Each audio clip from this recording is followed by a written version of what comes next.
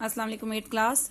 मैं मैम सुगरा आपको मैथ्स का 5th चैप्टर स्टार्ट करवाने लगी हूँ। ओके, 5th चैप्टर की पहली एक्सरसाइज करने से पहले आपको थोड़े से कॉन्सेप्ट दे दूँ, क्योंकि जो 5th चैप्टर है ये आपका अलजेब्रा के मुतालिक है।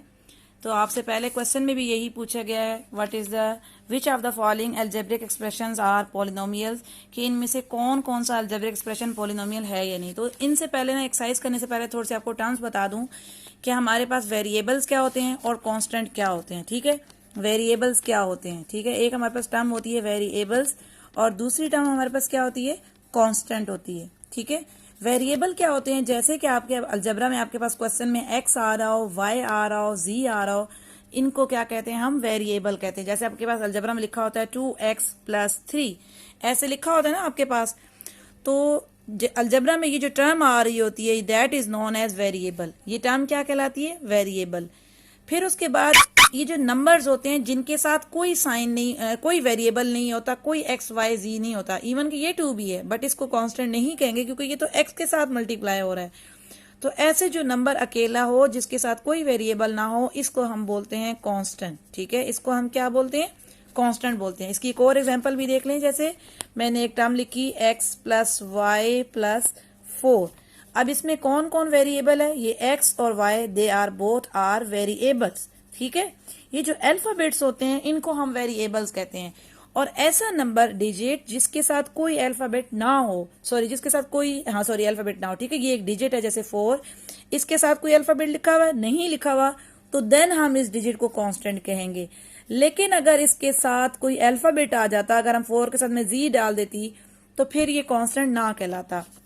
इसी तरह एक और एग्जांपल देख लें कि अगर मैं लिखती हूँ x+2y+4z+7, तो अब इस टर्म में कौन कांस्टेंट है, ओनली ये जो 7 है, इसके साथ कोई भी वेरिएबल नहीं है 7 के साथ, तो ये यहाँ पे क्या हो रहा है, कांस्टेंट हो रहा है। जबकि x+2y+4z, यहाँ पे x, y, z ये सारे के सारे क्या हैं, वेरिएबल्स हैं। ये क्या हैं, ये वेरिएबल्स हैं। मीन वेरिएबल्स किनको कहते हैं, जो इंग्लिश के अल्फाबेट्स होते हैं। और कांस्टेंट क्या होते हैं, जो हमारे पास अकेला मैथ्स का क्या होता है, डिजिट होता है, उसको हम कांस्टेंट कहते हैं। ठीक है, एक समझ आ गई कि आपको वेरिएबल क्या होते हैं, कांस्टेंट क्या होते हैं। फिर उसके बाद आपके पास एक और टर्म आ जाती है अलजेब्रिक एक्सप्रेशन। ठीक है, जैसे आपके पास ये क्वेश्चन में भी है ना, अलजेब्रिक एक्सप्रेशंस आर पॉलिनोमियल्स और नॉट। अब अलजेब्रिक एक्सप्रेशन क्या होता है, जब हम इस तरह अल्फाबेट्स को और कॉन्स्टेंट्स को प्लस माइनस में लिख देते हैं, x+2y या x+2y, या हम कह दिया x-3y, ये कह दिया, या हमने जैसे ये बोल दिया x+2y, तो ये एक अलजेब्रिक एक्सप्रेशन हो गया। ठीक है, अब हमने ये गेस करना है कि क्या ये अलजेब्रिक एक्सप्रेशन पॉलिनोमियल है या नहीं। तो सबसे पहले आप इसकी प्लीज इसकी डेफिनेशन भी देख लें, ताकि एग्जाम में भी बाज़ का डेफिनेशन एमसीक्यूज बन के आई होती है। तो क्या डेफिनेशन है, polynomials are algebraic expressions. Polynomials भी अलजेब्रिक एक्सप्रेशन होते हैं, मीन उनमें एक्स वाई वाली टर्म्स आ रही होती हैं, कांस्टेंट भी आर होता है, कंसिस्टिंग ऑफ वन और मोर टर्म्स इन ईच एक्सपोनेंट। तो उनमें एक या एक से ज्यादा term, in which exponent consisting of one और मोर टर्म्स। उन पॉलिनोमियल्स में, अलजेब्रिक एक्सप्रेशन में पॉलिनोमियल वो होते हैं जिनमें एक से ज्यादा टर्म्स होंगी। जैसे मैंने ये आपके सामने एग्जांपल लिखी थी x+y+4, ये बेटा कितनी टर्म्स आ रही हैं इसमें, ये 1, ये 2, ये 3 टर्म्स, क्योंकि प्लस या माइनस से टर्म्स बन जाती हैं। एक टर्म ये x हो गया, दूसरी y और z, ये 4, ये 3 टर्म्स हैं। इसका मतलब अब ये एक पॉलिनोमियल कहला रहा है, क्योंकि ये अलजेब्रिक एक्सप्रेशन था। जब किसी अलजेब्रिक एक्सप्रेशन में एक या एक से ज्यादा टर्म्स आ रही हों और in which exponent of the variables involve are non negative, exponent variables की जो पावर आ रही हो वो नेगेटिव ना हो। मसलन जैसे मेरे यहाँ पे ये जो मेरे वेरिएबल्स हैं, यहाँ पे ये 2 वेरिएबल्स है ना, एक्स और वाई, इनके ऊपर जो पावर्स आ रही हो वो नॉन नेगेटिव हो, मीन पॉजिटिव हो। जैसे अब एक्स के ऊपर कोई पावर नजर नहीं आती, मीन +1 है, इस वाई के ऊपर पावर क्या है, +1 है। तो मीन इन एक्स वाई की जो पावर हो वो पॉजिटिव हो, तो हम उसको पॉलिनोमियल कहते हैं। अब हमें कैसे पता चलेगा कब पावर पॉजिटिव है, कब पावर नेगेटिव है। जैसे आपके पास एक्सप्रेशन होता है x² + x-5। ठीक है, अब ये एक पॉलिनोमियल है, क्योंकि ये इस अलजेब्रिक एक्सप्रेशन में कितनी टर्म्स आ रही हैं, ये प्लस है और ये माइनस, तो प्लस माइनस से टर्म्स बन जाती हैं। एक ये टर्म है, दूसरी ये है, 3, मीन इसमें 3 टर्म्स हैं। कितनी टर्म्स है इसमें, टर्म्स कितनी है इसमें 3 टर्म्स हैं। और इसमें अल्फाबेट यहाँ पे कौन यूज हो रहा है, एक्स यूज हो रहा है। कांस्टेंट यहाँ पे कौन है, 5 है, क्योंकि इसके साथ कोई वेरिएबल नहीं है। ठीक है, अब हमने यहाँ पे इसकी एक्सपोनेंट्स की बात की थी। ये जो एक्स होते हैं इनके ऊपर जो पावर होती है इनको हम एक्सपोनेंट्स कहते हैं। ठीक है, जैसे इस एक्स के ऊपर पावर स्क्वायर है, इस एक्स के ऊपर कोई पावर नहीं है, मीन इसके ऊपर पावर 1 है। तो ये जो इनके ऊपर पावर्स आ रही होती हैं जिनको हम मैथ में एक्सपोनेंट भी कहते हैं, ये पावर पॉजिटिव होनी चाहिए। इन पावर के साथ माइनस साइन ना हो, मीन ऐसे ना हो x-2 प्लस x-3, यानी इस तरह नेगेटिव पावर ना हो। या बाज औक़ात ऐसे भी लिखा होता है 1/x² प्लस 1/x प्लस 5। अब मुझे बताएं क्या ये पॉलिनोमियल है? हालांकि ये इसके ऊपर तो 2 पावर पॉजिटिव दी है, इसके ऊपर 1 पावर है, यानी कि नहीं लिखा तो 1 है, लेकिन ये पॉलिनोमियल नहीं है क्योंकि ये x² डिनोमिनेटर में है। हम जब इसको मैथ में ये रूल होता है अलजेब्रिक एक्सप्रेशन में कि हम इस वेरिएबल को डिनोमिनेटर से न्यूमरेटर में लेके जाते हैं, ये x² ऊपर चला जाएगा 1 के पास, तो ये फिर इसकी पावर चेंज हो जाती है। ठीक है, क्योंकि डिवाइड में लिखने का मतलब होता है पावर बहुत ही लेस हो गई, 1 से लेस हो गई, तो 1 से लेस फिर नेगेटिव में चला जाता है। तो इसका मतलब है आपने ऐसे याद रखना है कि पॉलिनोमियल में आपकी ये जो वेरिएबल होते हैं वो डिवाइड में नहीं आने चाहिए। अगर इस तरह ये एक्सप्रेशन आ गया तो ये पॉलिनोमियल नहीं है। ठीक है, अगर ऐसे एक्सप्रेशन आ गया तो वो पॉलिनोमियल नहीं है, क्योंकि वो डिवाइड में आ गया है। तो डिवाइड में अगर इसकी यहाँ पे पावर +2 है तो ऊपर जाके क्या हो जाएगी, -2। ये वाला एक्स है, इसकी पावर 1 है प्लस, जब ये न्यूमरेटर में जाएगा, इस लाइन से डिवाइड न्यूमरेटर में जाएगा तो इसकी पावर -1 हो जाएगी। तो इसका मतलब कि अब ये एक्सप्रेशन क्या हो गया, पॉलिनोमियल नहीं। ठीक है, आपको समझ आया कि पॉलिनोमियल्स क्या होते हैं? तो अब हमारे पास पहला क्वेश्चन है, which of the following algebraic expressions are polynomial? इन 6 पार्ट में से कौन कौन से पॉलिनोमियल हैं? देखिए पहला देखें 6y + 9, यहाँ पे y की पावर +1 है, सो ये पॉलिनोमियल है, दैट इज पॉलिनोमियल। अगला देखें x² + 2x, x² की पावर भी प्लस में है, ये नहीं कि ये वाला प्लस, ये जो 2 लिखा है 2 के साथ कोई नेगेटिव साइन नहीं है, इधर x के ऊपर कोई पावर नहीं है, मीन +1 है। लेकिन यहाँ पे देखें x क्या हो रहा है, डिवाइड में आ रहा है, मीन इसकी यहाँ पावर तो 1 है, लेकिन जब इसको न्यूमरेटर में लेके जाएंगे तो ये -1 हो जाएगी। यानी आपके पास कोई वेरिएबल डिवाइड में नहीं होना चाहिए। अगर वेरिएबल आपका डिवाइड में आ गया तो this is not a polynomial, ये पॉलिनोमियल नहीं है। नेक्स्ट में देखें, ये तो बात ठीक थी, लेकिन यहाँ पे आपका वेरिएबल डिवाइड में आ गया। देखिए आपका y जो वेरिएबल है वो डिवाइड में आ गया, तो सो ये भी पॉलिनोमियल नहीं है, इसलिए मैंने क्रॉस लगा दिया। अच्छा, इसी तरह इसको देख लें, यहाँ पे x की पावर देखिए 3/2 लिखा हुआ है तो पॉजिटिव, ये भी x की पावर प्लस, लेकिन ये फिर भी पॉलिनोमियल नहीं है। क्यों? मैंने एक बात आपको पहले नहीं बनाई कि जो पॉलिनोमियल होता है उसकी पावर जो होती है वो इंटीजर्स होते हैं। इंटीजर्स कौन से नंबर होते हैं? जैसे 1, 2, 3, 4। इंटीजर्स जो होते हैं ऐसे होते हैं 1, 2, 3। इंटीजर्स कभी भी ऐसे नहीं होते 1/2, 3/2, इस तरह करके 4/, इंटीजर ऐसे कभी भी नहीं होंगे 4/2। ठीक है, तो इंटीजर ऐसे फ्रैक्शन में नहीं होते। अगर किसी वेरिएबल के ऊपर पावर फ्रैक्शन में आ गई है तो वो भी पॉलिनोमियल नहीं है। ठीक है, अगर किसी वेरिएबल जो वेरिएबल है अगर वो डिवाइड में आ रहा हो, जैसे ये वेरिएबल डिवाइड में लिखा है, तब भी वो पॉलिनोमियल नहीं है।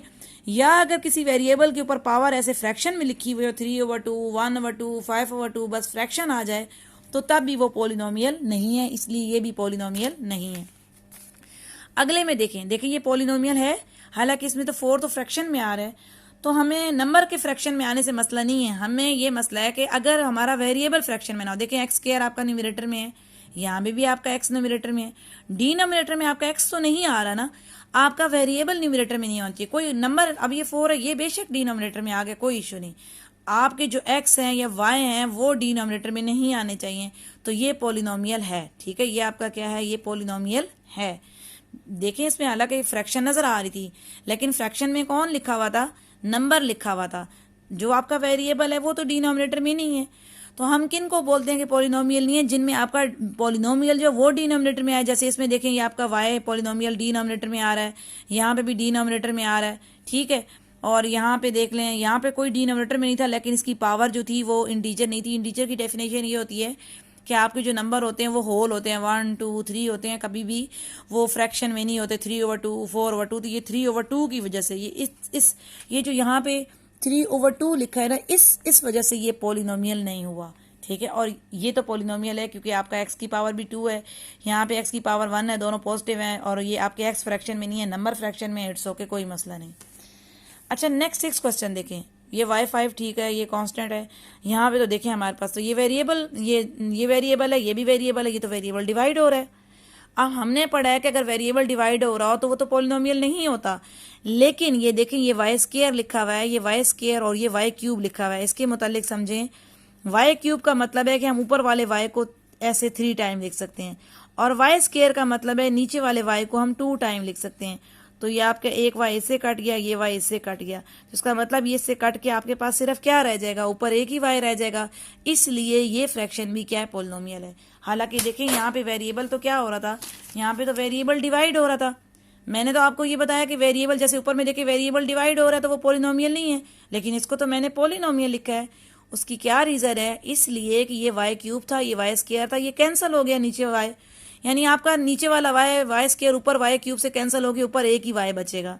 तो मीन आप तो डिनोमिनेटर में वेरिएबल खत्म हो गया, इस वजह से ये भी पॉलिनोमियल है। ये हाँ, अगर इधर भी ऊपर वाई होता ये उससे कैंसिल हो जाता, फिर कोई इश्यू नहीं था, लेकिन ये तो ऊपर कोई वाई नहीं था और ये वाई नीचे ही रहा, इसलिए पॉलिनोमियल नहीं है। यहाँ पे भी अच्छा ये ना कह देना कि हम इस एक्स को इस एक्स से क्यों नहीं कैंसिल कर सकते, क्योंकि बीच में क्या साइन आ गया, प्लस। प्लस के होते हुए हम इस तरह फ्रैक्शन को दूसरी फ्रैक्शन से कैंसिल नहीं कर सकते, ठीक है। हाँ, मल्टीप्लाई होता फिर मैं एक्स कैंसिल करके इसको पॉलिनोमियल कह देती।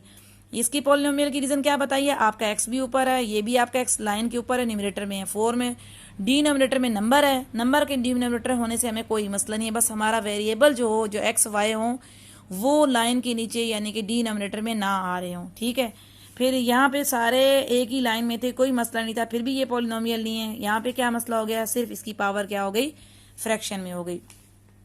फिर आपके पास नेक्स्ट क्वेश्चन है, write the degree of the following polynomial and also recognise number of variables. इन क्वेश्चन में आपने ये बताना है कि इन पॉलिनोमियल की डिग्री कितनी है, और फिर ये भी बताना है कि यहाँ पे कितने वेरिएबल्स हैं, ठीक है। तो आप वेरिएबल्स की तो आपको पता चल गया कि वेरिएबल्स कौन होते हैं, एक्स वाई जी वेरिएबल कहलाते हैं, ठीक है।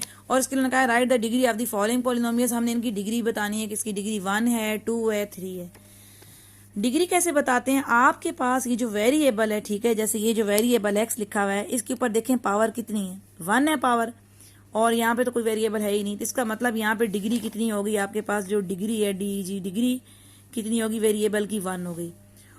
और यहाँ पे हमने क्या बताना था कि आपने ये भी बताना है write also degree and also recognise the number of variables. यहाँ पे कितने वेरिएबल यूज हो रहे हैं, सिर्फ एक ही वेरिएबल यूज हो रहा है ना, एक्स आपके पास, ठीक है। डिग्री क्या होगी इसकी, 1 थी, और कितने वेरिएबल यूज हो रहे हैं, आपको फिगर से नजर यहाँ से नजर आ रहा है कि सिर्फ एक ही इसमें वेरिएबल यूज हो रहा है। नेक्स्ट देखिए सेकंड पार्ट, देखिए आपको समझ आ जाएगा, आप थोड़े से पार्ट करेंगे। यहाँ पर देखिए कि इसकी डिग्री कितनी है। सबसे पहले ये देखें, ये 6x स्क्वायर लिखा है, कितनी डिग्री है, 2 डिग्री है। ये 3x है, यहाँ पे x की पावर कितनी है, 1 है। तो हमने ये देखना होता है, सबसे बड़ी पावर देखनी होती है। ये यहाँ पे x की पावर 1 है, यहाँ पे 2 है, तो बड़ी के लिहाज से इसकी डिग्री कितनी बन गई, यहाँ पे इसकी डिग्री आपकी हो गई 2। कितनी होगी डिग्री, 2, ठीक है, क्योंकि यहाँ पे 1 2 3 टर्म्स हैं, तीनों टर्म्स में जो अगर बड़ी डिग्री नजर आ रही हो, बड़ी पावर नजर आ रही हो, वो डिग्री कहलाती है, ठीक है। 3 टर्म्स हैं, 4 टर्म्स हैं, जो भी।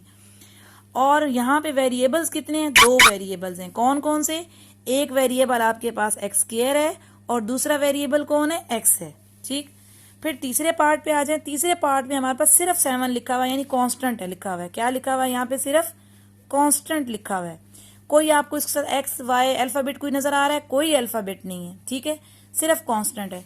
तो ये याद रखें कि जब सिर्फ कांस्टेंट है, यहाँ पे तो कोई कांस्टेंट के साथ कोई वेरिएबल है ही नहीं, तो कांस्टेंट में हमेशा डिग्री 0 होती है, क्योंकि उसके साथ तो कोई वेरिएबल ही नहीं होता। तो प्लीज ये याद रख लें कि कांस्टेंट के साथ वेरिएबल की डिग्री क्या कहलाती है, कांस्टेंट में डिग्री 0 होती है, क्योंकि यहाँ कोई कांस्टेंट ही नहीं है। जब कांस्टेंट ही नहीं तो डिग्री ही नहीं, तो आप क्या बोलेंगे, डिग्री 0 बोलेंगे। फिर उन्होंने ये बोला था कि अगर और इसमें कोई वेरिएबल है, कितने वेरिएबल है, नंबर ऑफ वेरिएबल, तो यहाँ पे कितने वेरिएबल हैं, 9 वेरिएबल। क्या लिखेंगे आप इसके लिए, 9 वेरिएबल, कोई वेरिएबल नहीं है, 0 वेरिएबल, तभी तो डिग्री 0 हुई है, 0 वेरिएबल होंगे। नेक्स्ट इसके फोर्थ पार्ट पे आ जाए, देखिए 10x4, यहाँ पे सबसे बड़ी पावर कितनी है, 4। फिर अगली टर्म में 6x स्क्वायर, क्या पावर आ रही है, 2। अब यहाँ पे 3 टर्म्स हैं, सबसे बड़ी पावर आपको कितनी नजर आ रही है, 4 नजर आ रही है, तो आप कहेंगे इसकी डिग्री कितनी हो गई, इसकी डिग्री 4 हो गई, ठीक है, क्योंकि सबसे बड़ी पावर आपको 4 नजर आ रही है इस क्वेश्चन में, तो डिग्री कितनी होगी इसकी, आपके पास इसकी डिग्री 4 हो गई। अब ये बताएं इसमें कितने वेरिएबल्स हैं, यानी जो आपको अल्फाबेट नजर आ रहे हैं, एक x4 नजर आ रहा है और एक x2 नजर आ रहा है। इसका मतलब इसमें कितने वेरिएबल्स हो गए, 2 वेरिएबल्स हो गए। कितने वेरिएबल्स हो गए आपके पास, 2 वेरिएबल्स हो गए। नेक्स्ट फिफ्थ पार्ट देखें। फिफ्थ पार्ट में ये कितनी डिग्री नजर आ रही है आपको, x3 नजर आ रही है और ये आपको यहाँ 2 नजर आ रहा होगा। लेकिन अगर आपके पास मल्टीप्लाई में, ये देखें x और y के बीच में कोई साइन नहीं, ये मल्टीप्लाई में अगर आ रहे हो वेरिएबल, अगर मल्टीप्लाई में आ रहे हो तो फिर इनकी पावर आपस में ऐड हो जाती है। y के ऊपर 2 लिखी हुई है और x के ऊपर कोई पावर नहीं है, मीन x। आपको पता है ना, अगर हम x y z जो बोल रहे होते हैं उनके ऊपर कोई पावर ना हो तो वो 1 होती है। अब ये देखें, ये x और y मल्टीप्लाई हो रहे हैं, ठीक है। इस y के ऊपर 2 पावर है और x के ऊपर 1 पावर है। तो जब ये मल्टीप्लाई हो रहे हो तो इनकी पावर्स को ऐड करके देखते हैं। 2 + 1 कितना हो गया, 3। मीन यहाँ पे भी पावर 3 नजर आ रही है, इधर भी 3 नजर आ रही है। तो हमने तो सबसे बड़ी पावर गैस करनी होती है, तो दोनों ही 3 है, तो इसका मतलब डिग्री कितनी होगी, इसकी डिग्री 3 हो गई है, ठीक है। ये आप एक बात समझ लें, मैंने आपको नहीं पहले बताया कि अगर तो आपके पास ऐसे लिखा होता है x square plus x plus 3, यहाँ पे ये इसकी सबसे बड़ी पावर 2 है, इसकी पावर कितनी है नहीं लिखी तो 1 है। लेकिन अभी हम इन पावर्स को ऐड नहीं कर सकते, ठीक है, बीच में प्लस है। लेकिन अगर यही x square multiply by x plus 3 हो, अगर वेरिएबल्स मल्टीप्लाई हो रहे हो तो फिर उनकी पावर आपस में क्या हो जाती है, ऐड। फिर हम 2 + 1 कहते हैं और हम कहते हैं कि इसकी डिग्री 3 है। इसी तरह ऐसे लिखा हुआ हो x y, ऐसे लिखा हो, अब इस x के ऊपर कोई पावर नहीं है, मीन 1 है, y के ऊपर कोई पावर नहीं है, मीन 1 है। तो अब चूंकि इनके बीच में कोई साइन नहीं है, ये मल्टीप्लाई हो रहे हैं, तो इन दोनों की पावर्स को ऐड करके डिग्री बताएंगे। हम कहेंगे इसकी डिग्री कितनी हो गई, 2 हो गई, ठीक है। अगर वेरिएबल्स मल्टीप्लाई हो रहे हो तो उनकी पावर्स को ऐड करके डिग्री चेक करते हैं, अदरवाइज नहीं। फिर इसका ये लास्ट 6 पार्ट देखें, 6x, यहाँ पे x की पावर कितनी है, 1 है। फिर ये आगे लिखा हुआ है 7xy, इसमें देखें xy मल्टीप्लाई हो रहे हैं, x के ऊपर भी कोई पावर नहीं है, मीन 1, y के ऊपर भी कोई पावर नहीं है, मीन 1। तो ये 1 + 1 कितना हो गया, 2। तो यहाँ पे x की पावर 1 थी और यहाँ पे ये टोटल पावर 2 बन रही है, तो दोनों में कौन बड़ा हो गया, 2। हमने बड़े के लिहाज से देखना होता है कि जहां पावर ज्यादा हो रहा है तो इसका मतलब डिग्री 2। यहाँ पे x की पावर 1 थी लेकिन हम डिग्री 1 नहीं बोलेंगे। फिर जब हम यहाँ पे आए, हमें x y मल्टीप्लाई होते नजर आ रहे हैं, तो मल्टीप्लाई होते नजर आ रहे हैं तो उनकी पावर्स को प्लस करके फिर डिग्री बताते हैं। तो जब हमने प्लस किया, x की पावर भी 1 है, y की 1 है, क्योंकि कुछ ना लिखा हो तो हम 1 1 लेते हैं। तो 1 + 1 कितना हो गया, 2 हो गया। इसलिए हमने कहा कि इस क्वेश्चन में डिग्री कितनी होगी, 2, क्योंकि यहाँ तो कुछ है ही नहीं वेरिएबल। एक ये वेरिएबल नजर आ रहा था x, यहाँ पे x की 1 है, यहाँ पे 2 वेरिएबल नजर आ रहे थे, मल्टीप्लाई में थे, उनकी पावर को प्लस करके डिग्री निकाली, ठीक है। जब मल्टीप्लाई हो रहे हो तो उनको प्लस करना होता है। और अब बताएं यहाँ पे नंबर ऑफ वेरिएबल्स कितने हैं। एक वेरिएबल आपके पास यहाँ पर x है और दूसरा वेरिएबल आपके पास यहाँ कौन सा यूज हो रहा है, y यूज हो रहा है। तो यहाँ नंबर ऑफ वेरिएबल्स हमारे पास कितने हो गए, 2 हो गए। फिर इसी क्वेश्चन का नेक्स्ट पार्ट, क्वेश्चन 2 के ही बाकी पार्ट, इसका 7th पार्ट है। 7th पार्ट आपके पास क्या है, y स्क्वायर माइनस दिस, ये टर्म लिखी हुई है। बताएं यहाँ पे ये डिग्री कितनी लिखी हुई है, 2 लिखी हुई है। यहाँ पे चूंकि ये मल्टीप्लाई हो रहे हैं तो इनकी पावर्स को प्लस करके डिग्री चेक करेंगे। 3 + 2 कितना हो गया, 5 हो गया ना, ये 5 हो गया, ये 2 आ रहा है और ये 1। तो बताएं सबसे बड़ी पावर कौन सी नजर आ रही है, 5 है। इसलिए इस क्वेश्चन की डिग्री कितनी हो जाएगी, 5 हो जाएगी। कितनी डिग्री हो जाएगी इसमें, 5 हो जाएगी। फिर यहाँ पे वेरिएबल कौन कौन यूज हो रहे हैं, एक वेरिएबल यहाँ पे y स्क्वायर यूज हो रहा है, x स्क्वायर यूज हो रहा है, z क्यूब यूज हो रहा है और y। तो ये इसके अंदर क्या यूज हो रहे हैं, ये इसके वेरिएबल्स यूज हो रहे हैं। 4 वेरिएबल है, 1 2 3 4। देखिए y स्क्वायर है, y है, x स्क्वायर है, z क्यूब है, सारे अलग अलग नाम है ना। तो ये 4 वेरिएबल हैं। फिर इसी का लास्ट पार्ट देखें, सबसे पहले ये लिखा हुआ है x स्क्वायर y z। अब देखें ये मल्टीप्लाई में लिखा है तो इन सारों की पावर्स को प्लस करेंगे। ये 2 है, y के ऊपर 1 है, z के ऊपर 1 है, 1 2 और 2 कितनी हो गई, 4 हो गई। यहाँ पे डिग्री 4 बन रही है टोटल पावर। यहाँ पे आ जाएं, y के ऊपर 4 है और z के ऊपर कुछ नहीं है, 1 है, तो 4 और 1 कितना हो जाएगा, 5 हो जाएगा। यहाँ पे देखें ये 3 और 2 ये कितना हो जाएगा, 5, क्योंकि जब मल्टीप्लाई होते हैं वेरिएबल्स, ये देखें ना, ये दोनों आपस में मल्टीप्लाई हो रहे थे, इन दोनों की पावर ऐड होगी। ये दोनों मल्टीप्लाई हो रहे थे तो इन दोनों की पावर ऐड होगी, 4 और 1 5। ये तीनों आपस में मल्टीप्लाई होते, तीनों की पावर प्लस की 2, इसकी 1 3 और ये 4। अब मुझे बताएं इन तीनों में सबसे बड़ी पावर क्या है, 5 है। तो इसका मतलब इस क्वेश्चन की डिग्री कितनी हो गई, 5 हो गई है, ठीक है। डिग्री समझ आ गई। वेरिएबल्स आपने बताने हैं, एक वेरिएबल इसमें x स्क्वायर है, एक वेरिएबल इसमें y यूज हो रहा है, z यूज हो रहा है, एक y4 है, x क्यूब है, z स्क्वायर है। तो ये सारे इसके अंदर क्या यूज हो रहे हैं, वेरिएबल यूज हो रहे हैं। गर्ल्स क्वेश्चन नंबर 2 समझ आया। अगर अभी भी आपको ना समझ आए तो आप मुझे बेशक ऑडियो मैसेज भेज के दोबारा पूछ सकते हैं। क्वेश्चन लिख के भेज के पूछ लें कि मैडम ये हमें बात समझ नहीं आई, ठीक है। आपको जो भी डिफिकल्टी हो रही है आप पूछ लें। फिर उसके बाद है question number 3, which of the following are linear, quadratic and cubic polynomial. तो ये बहुत ही आसान है। लीनियर का मतलब होता है जिसकी पावर 1 आ रही हो। ये भी हमने डिग्री की है ना, अगर पूरे क्वेश्चन में डिग्री 1 बन रही हो तो वो वाला जो एक्सप्रेशन होगा पोलिनोमियल लीनियर कहलाएगा। जहां पर टोटल डिग्री 2 आ रही हो वो क्वाड्रेटिक कहलाएगा। जहां पर टोटल डिग्री 3 आ रही हो वो क्यूबिक कहलाएगा, ठीक। क्यूब का मतलब 3 होता है, क्वाड का मतलब 2 होता है, ठीक है। क्वाड्रेटिक का मतलब होता है डिग्री 2 आना, क्यूबिक का मतलब होता है डिग्री 3, ठीक है। अगर आपकी डिग्री 1 हो तो वो लीनियर कहलाता है। क्या कहलाता है वो? लीनियर। अभी हमने ऊपर वाले क्वेश्चन में डिग्रीज गैस की है ना इस तरह। अगर आपके क्वेश्चन की डिग्री 2 आ रही हो, डी मीन डिग्री, ठीक है, तो फिर आपका वो क्वेश्चन वो पोलिनोमियल क्वाड्रेटिक कहलाता है। क्या कहलाता है? क्वाड्रेटिक कहलाता है। अगर आपकी डिग्री 3 बन रही हो तो आपका पोलिनोमियल फिर क्या कहलाता है? क्यूबिक कहलाता है। तो इसका मतलब इन क्वेश्चनों में भी हमें डिग्री गैस करनी है। देखिए पहला क्वेश्चन है 9x + 7, इसमें आपके पास x कितना सिंपल सा, x के ऊपर पावर कुछ भी नहीं है, यानी 1 पावर है, इसलिए ये आपका ये क्या हो गया? ये लीनियर हो गया। इस तरह ये वाला देखें, इसमें x के ऊपर क्या नजर आ रहा है? 2 नजर आ रहा है। इस x के ऊपर 1 है, लेकिन यहाँ पे सबसे बड़ी पावर चूंकि 2 नजर आ गई है तो ये क्या हो गया? ये क्वाड्रेटिक हो गया। ये क्या हो गया?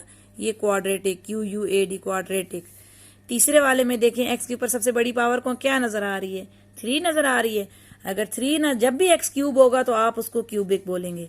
x स्क्वायर को आप क्वाड्रेटिक बोलते हैं, और सिर्फ x हो तो वो लीनियर होता है। अगर किसी एक्सप्रेशन में सिर्फ x आ रहा हो तो लीनियर, अगर किसी एक्सप्रेशन में x स्क्वायर आ रहा हो तो वो क्वाड्रेटिक, और अगर किसी एक्सप्रेशन में x क्यूब यूज हो रहा हो तो वो क्या कहलाती है? क्यूबिक कहलाती है, ठीक है। समझ आ गई?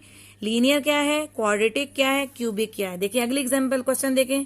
अब ये x है, ये यहाँ शुरू में तो x है, लेकिन बाद में ये अंदर x स्क्वायर नजर आ गया ना, तो जब x स्क्वायर होता है तो हम उसको क्या बोलते हैं? क्वाड्रेटिक बोलते हैं, इसलिए ये क्या हो गई? क्वाड्रेटिक हो गई।